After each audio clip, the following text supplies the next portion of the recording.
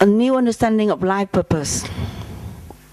So life purpose is not to pursue happiness by satisfying desires, like most people think, but about doing our duty and not creating new desires. At the same time, it is about knowing that there is an intelligence beyond our control, God, that is making things happen and we are merely instrument. Okay? Karma Yoga is a path of selfless action. Move on. Our purpose in life is to be free from karma. Wise understanding of our purpose in life means realizing that life is only a result of past desires, and that pursuing our desires would just lead to disappointments. The best way is to be free from this wheel of desire and disappointment is to transform all desire into selfless action, thus changing our karma to dharma. Guidance on duty. So the Jyotishi or the counselor has to do a lot of this to guide people on duty. We have a false concept of freedom because we have not realized that our life is only the result of past karma. Therefore, this question helps us to be more aware of life only as an opportunity to pay karmic debts and at the same time not incur new ones. Well, life is a school where we learn to overcome our ego and desires.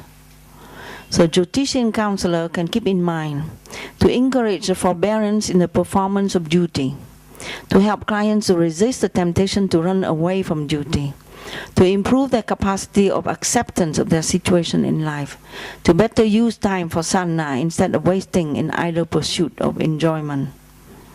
Desirelessness and contentment. Yoga teaching differentiate between the desire for self-growth and the desire for ego growth or sensual enjoyment. Contentment is the first sign of progress. Okay. Transform karma to dharma. This Swami Vishnudevanji and Swami Shivananda, when Swami Vishnudevanji is young in the Himalaya by the Ganges, Ganga. Karma is something you are compelled to do. Dharma is when you act this out with detachment and selflessness. Ask yourself the question, how to help the karma of the client to transform into dharma? Advise them to be detached and calm. For example, the karma of a person is not to have children, and they suffer because they don't have children. So then at that time you have to turn it around and tell the person to go and learn that they need to go and take care of the children of others. So that was shifted into dharma. Instead of crying, self-pity, I don't have children of my own, but they need to keep doing this parenting karma, but not with their own children. So it's shifted. Advise them to be detached and calm, even though there was criticism and when things were difficult. So selflessness has to come with detachment, has to come with adaptation, of not expecting others. Okay, move on. Adaptation and collaboration. Okay, move on. Have a sense of mission, so help a person to think of their higher purpose. Move on. To do self-sacrifice, like in the sacrifice in the Homa. So the concept of sacrifice is rather unpopular idea, especially in the West. I come from the West. I work in the West. So if you talk about self-sacrifice, it's like a terrible thing. In India, it's different. You know, you have a culture here that's very much understanding this, but in the West, it's like talking Chinese. Sacrifice does not mean losing something, but rather a conscious exchange of a selfish expected gain for an expanded state of consciousness. So you just shift it, okay? Guidance in detachment in daily life and actions. So self is perfect, cannot be hurt, harmed, separated, rejected, overcoming fear. So people come out of fear a lot. So you need to reassure them. Very important to reassure. Everything is okay. The self is perfect. Nothing can touch you. Detachment towards success and failure.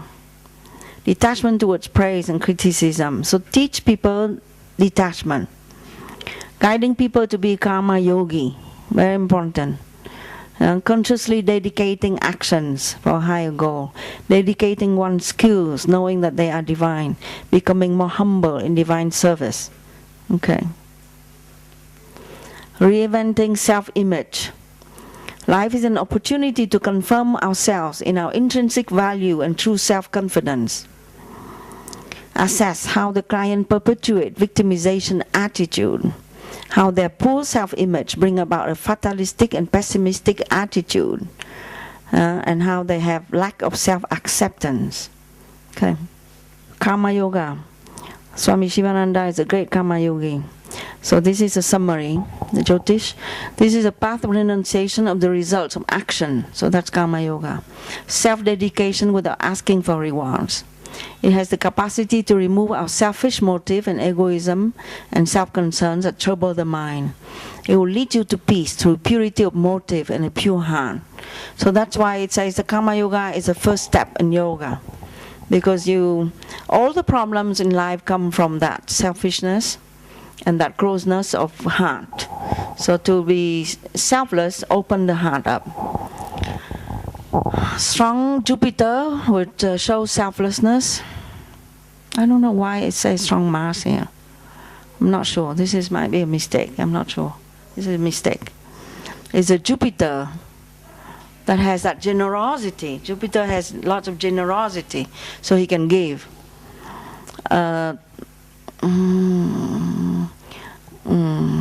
Yeah, what I'm saying here, the third house is a house of self-will, self-effort and courage. Sixth house is typically the house of Karma Yoga, because all the weakness that it is indicated in sixth house can be turned around by Karma Yoga.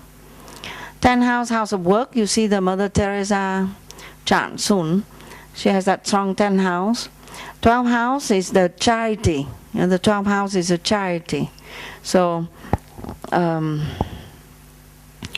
if your ruler of the first in the 12, you might have that disposition, but at the same time it might be also that you are a loser, which is not really Karma Yoga.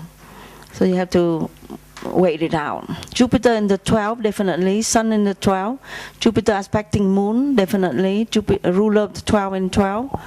So Mother Teresa, you know her chant. She's famous.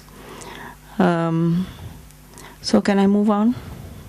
Mother Teresa chant? Or you want to study 1 minute? So she has a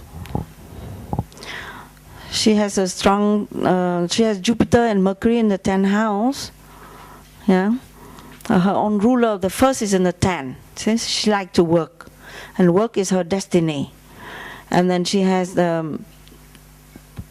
she likes children. And Saturn debilitated, retrograde. She likes to work for the poor of the poor, the poorest of the poorest. And she has Rahu Moon in the 6th house. Yeah. And she has Ketu in the 12. She's driven to service. Is super sensitive to people's suffering. Yeah. So, especially the poorest of the poor, the destitute and the children. She has success and blessing in her work. Is able to realize that what she would like to do. She founded a mission of Sister of Charity. Is a famous religious teacher.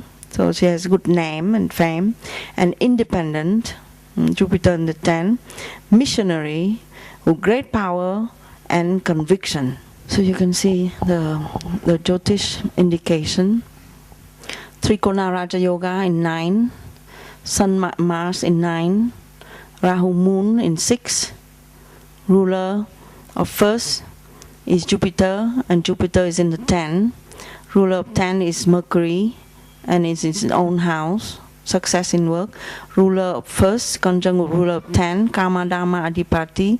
Ruler of first, conjunct with ruler of 7, Karma Yoga Adipati. Ruler of 9 in 9, with ruler of 5th and 12. Okay, move on. Karma Yoga case. So this is another case. Healer and charitable person with strong 12th house. Move on. This is a famous lady, Shirley Temple Black. She's a U.S. ambassador to United Nations, famous for she's famous because she's a great actress, and also she's a good humanitarian. So you can see in her case, Jupiter is Vagotama, Hamsa Yoga.